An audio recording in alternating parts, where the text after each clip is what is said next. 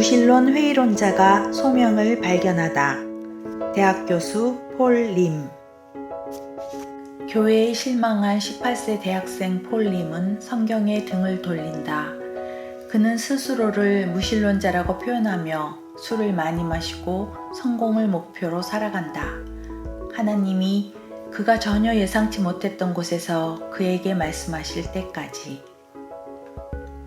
제가 9살 때 어머니는 아버지가 날조된 혐의로 감옥에 수감되어 있다는 사실을 말씀해 주셨습니다. 아버지는 사업가였지만 정치적인 인맥도 있다는 것을 저는 알고 있었습니다.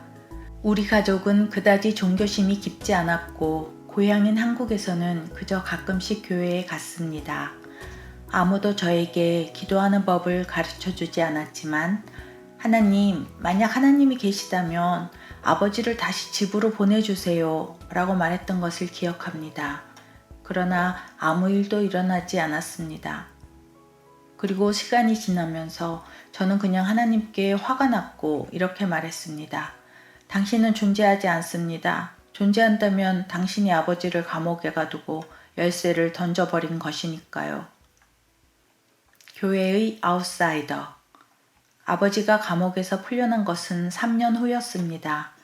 그 후 3년 동안 우리는 정부의 엄청난 압력을 받으며 살았고 결국 미국으로 이민을 가게 되었습니다.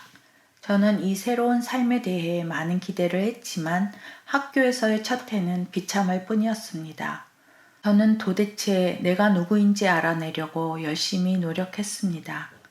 부모님은 더 나은 관계를 맺기 위해 교회에 다니기 시작했습니다. 저는 교회에 대해 잘 몰랐고 한번 나가보자고 생각했어요. 금요일마다 청소년부 목사님이 BBB라고 부르는 일종의 성경 공부가 있었습니다. 즉 성경 공부 후 버거킹에 가고 이어서 볼링을 하는 모임이었죠. 그러나 저는 그저 아웃사이더처럼 느껴졌습니다. 영어도 못했고 옷차림도 헤어스타일도 다르고 아이들이 하는 운동도 하지 않았고 한마디로 멋진 사람들의 일부라고 할 수 없었습니다. 버거킹에서 아무도 저 옆에 앉지 않았습니다.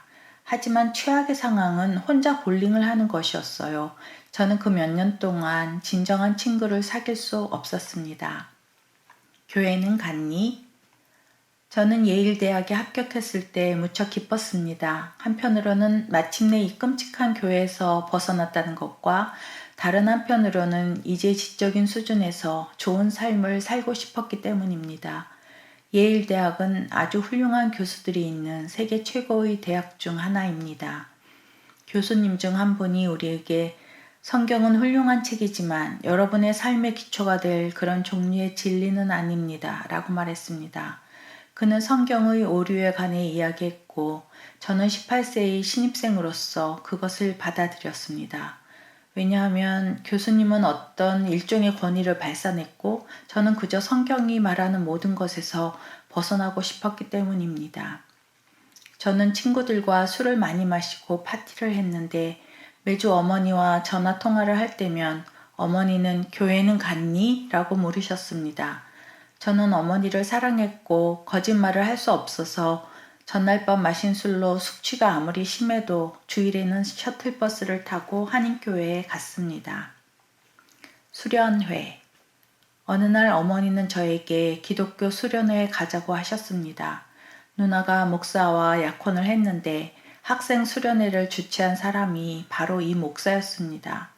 어머니는 예수님이나 신앙 때문이 아니더라도 가족의 좋은 모습을 보여주기 위해 가야 한다고 하셨습니다. 저는 첫 순간부터 그곳이 싫었습니다. 음식도 사람들도 좋아할 수 없는 저의 미래의 매형도 싫었습니다.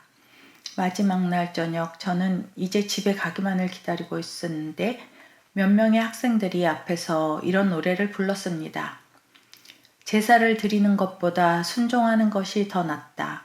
나는 너의 돈이 필요하지 않다. 나는 너의 삶을 원한다. 저는 마지막 줄에 앉아 있었는데 갑자기 흐느끼기 시작했습니다. 이 노래의 무언가가 저의 깊은 곳을 건드렸습니다. 불과 일주일 전에 저는 누나에게 이렇게 말했던 것입니다. 왜 이 루저 타입과 결혼하려는 거야? 가난한 목사라니. 내가 대학을 졸업하면 돈을 많이 벌어서 누나와 누나의 기독교 사역을 위해 돈을 줄게. 그런데 이제 마치 하나님이 저에게 직접 말씀하시는 것 같았습니다. 나는 너의 돈이 필요하지 않다. 나는 너의 삶을 원한다. 저는 9살 이후로 울지 않았습니다. 그러나 그 순간 제가 쌓아온 모든 보호벽이 무너졌습니다. 그것은 고도로 지적인 종교 문학이 아니었습니다. 단순한 이 노래가 저를 회심시켰습니다. 매형이 달려와서 괜찮냐고 물었습니다. 저는 그저 매형을 껴안고 미워해서 미안해요 라고 말했습니다. 기쁨과 혼란. 저는 큰 기쁨을 느꼈습니다. 저는 평생 다음 단계로 나아가고 이를 성취하려고 노력했습니다. 그런데 지금 하나님은 이렇게 말씀하시는 것 같았습니다. 충분하다. 더 이상 찾을 필요가 없다. 내가 너를 붙들고 있다. 그러나 동시에 저는 정말 혼란스러웠습니다. 이제 어떻게 하지? 저는 친구들에게 제가 교회에 다닌다고 말한 적이 없습니다. 그러니 어떻게 대학의 술 친구들에게 방학 중 하이라이트는 제가 그리스도인이 된 것이라고 말할 수 있겠습니까? 저는 이야기했고 친구들은 이 단계가 지나갈 것이라고 생각했습니다. 하지만 그렇지 않았습니다. 6학기는 가장 외로운 시기였습니다. 친구들은 끊임없이 파티를 열었지만 저는 더 이상 그러고 싶지 않았습니다. 그 대신 저는 말 그대로 성경을 삼켰습니다. 한 학기 동안 7번 성경을 통독했으니까요. 저는 너무 외로웠고 하나님을 더 잘 알고 싶었습니다. 제 안에서는 계속 의문이 생겼지만 저는 성경 뒤에 있는 분을 믿기 시작했습니다. 저는 여전히 아버지가 감옥에 가신 이유와 우리의 삶이 왜 그렇게 크게 변했는지 이해하지 못했지만 그 해답이 예수 그리스도 그분 안에 있다는 것을 이해했습니다. 질문과 답변. 저는 성경에 대해 더 알고 싶어서 신학교를 다녔습니다.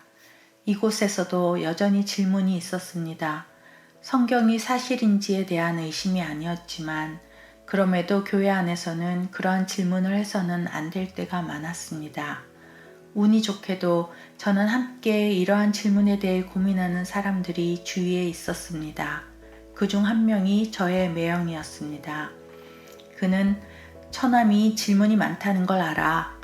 하지만 나는 처남이 그 질문들을 어리석다고 말하지 않는 사람들에게 항상 둘러싸여 있기를 기도해 라고 말했습니다.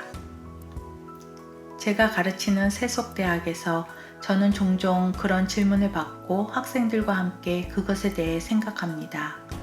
저는 제 소명과 정체성을 찾았습니다. 그리고 저는 하나님이 단연코 최고의 코치라는 것을 알고 있습니다. 하나님은 저에게 내 팀에 와서 같이 뛰어볼래? 라고 물으셨습니다.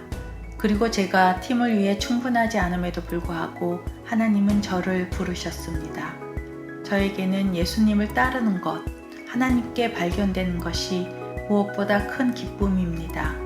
저는 많은 연구를 했고 책을 출판했고 상도 받았지만 그것은 아무 의미가 없습니다. 결국 중요한 것은 예수님을 아는 것입니다. 들어주셔서 감사합니다.